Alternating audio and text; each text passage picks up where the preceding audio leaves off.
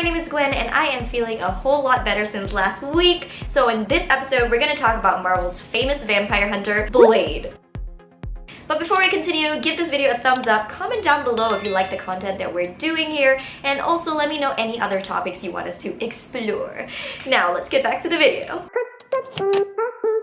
Blade, born Eric Cross Brooks, first appeared in Marvel Comics in The Tomb of Dracula issue 10 as a supporting character. Blade later had his own storylines and started his career as a vampire hunter. Blade's first solo Marvel Comics is in the Marvel Horror Comics magazine, Vampire Tales issue 8. So according to the comics, Eric was born in Soho, London. His father, Lucas Cross, was actually a Liberian dissident who was arrested for treason. For safety, he sent his pregnant wife Tara to England before he was taken prisoner. Once in England, Tara actually took the name Vanessa Brooks and found shelter with brothel owner Madame Vanity. Tara was actually forced to seek assistance from a doctor, Deacon Frost, because she was having some labor complications. Now, this supposed physician is actually a vampire and fed on her while she was giving birth. Who does that? So in doing so, he transferred some of his enzymes into the baby's bloodstream, and voila, the baby is now half human, half vampire. A dampier. Frost was driven away before he could hurt little Eric, but the same can't be said about his mom, and so that led little Eric to be raised in Madame Vanity's brothel. So Eric grew up on the streets of London and actually ran into veteran American vampire slayer Buffy. No, I'm totally kidding. He ran into Jamal Afari where he saved him from vampires. After Jamal heard about his story, he actually took Eric under his wing and became sort of a mentor slash foster father. He actually taught Jamal everything he needed to know and helped him control his abilities.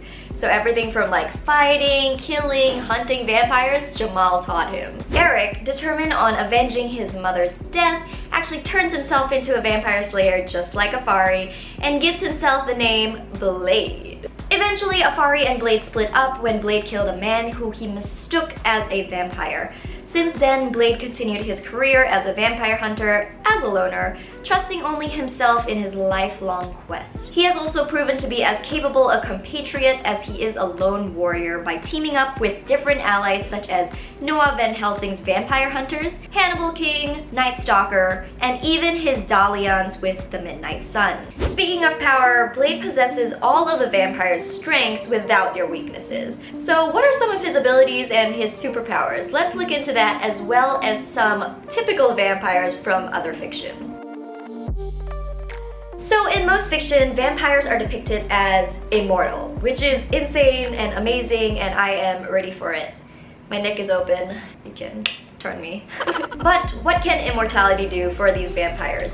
Well, they basically never age and recover from injury really quickly. But that's not to say that, they are invulnerable. There are still things that can kill them. With Blade, his situation is a little bit different because he's half vampire, so he will age and he will grow old and die, but just really slowly. Vampires are very strong creatures, and it only grows with age to the point where their physical strength is that of like 10 men. Thus, they are noticeably much stronger than humans. Blade possesses the strength of a vampire, allowing him to lift about 1 ton due to his half-vampire side. Blade has overpowered a vampiric Spider-Man, routinely makes prodigious jumps of hundreds of feet through the air, and has sufficient strength to easily rip the head off another vampire with his bare hands.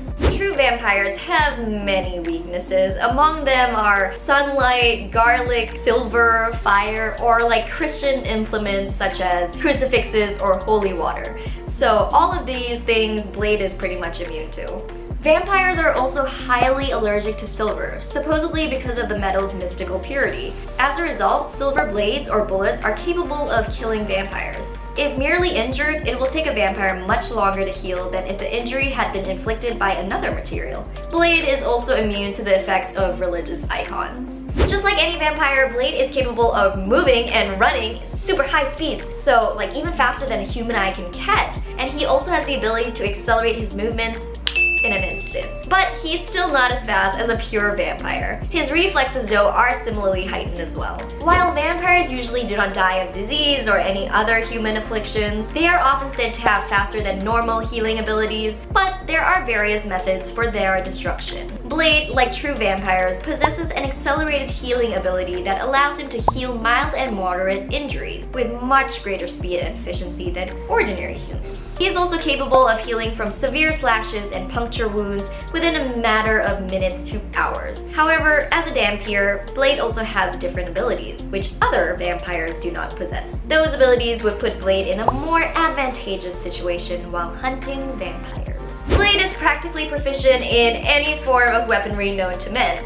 He is particularly specialized in edged weapons, whether that's a teakwood dagger or a sword. Blade is a master in the use of small bladed weapons and can hurl knives with great accuracy. Blade also shows great skill with firearms, including both automatic and semi-automatic, which he modifies to shoot hollow point, garlic-filled silver bullets.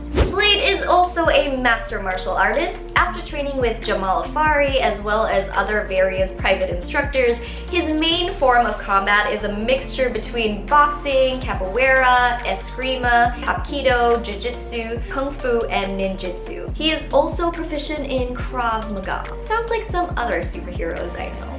Although having extraordinary powers and abilities, Blade does have one weakness that's common to every vampire: the need to ingest blood to stay alive. So how does he deal with this? Well, Blade actually injects or ingests a specially designed serum that provides even better nourishment than blood would provide. If he doesn't drink this serum for a long time, he would gradually weaken and lose self-control. He would be forced then to attack humans and consume their blood. Blade's adventure is still going strong, with the famous vampire hunter set to make his MCU debut in the upcoming Blade movie starring Mahershala Ali. Will he team up with Moon Knight to form the Midnight Suns? Or will he fight one of his biggest rivals, the infamous vampire Mobius?